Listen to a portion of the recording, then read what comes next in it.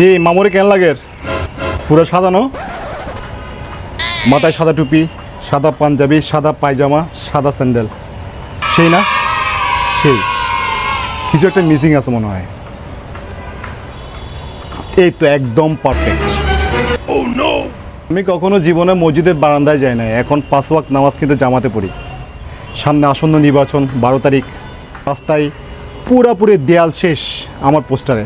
আর আমাকে কেউ চিনে না, আমি কোনো কাজই করি না দেশের জন্য। লেবাস তো নিতেই হবে, তাই লেবাস নিলাম, সেই না? তার মানে কি আপনি রং নাম্বার। কেন জনপ্রতিনিধি হওয়ার আগে দেশের জন্য কাজ করা যায় না? কাজের মাধ্যমে মানুষকে চেনানো যায় না?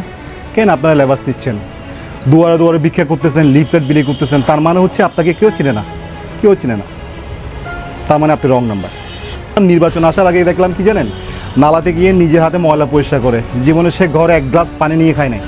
পকেটে টাকা আসছে তো, টাকার বান্ডিল এটা নিয়ে সে এখন কী হবে, জনপ্রতিনিধি, এমপি হবে। কেন ভাই কেন?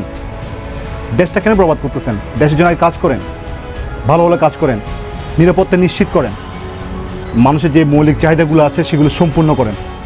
বন জঙ্গলে যেখানে থাকেন ওখান থেকে আপনাকে আমরা খুঁজে বের করবো। আমরা নিজের আপনাকে কোলে করে জনপ্রতিনিধি চেয়ারে বসাবো। কেন এগুলো করতে হচ্ছে? কেন কেন ওয়াই?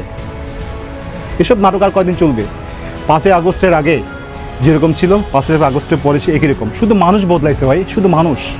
মানুষ কিন্তু এখন খুব চালাক, আগের মতো বোকা বানাতে পারবেন না।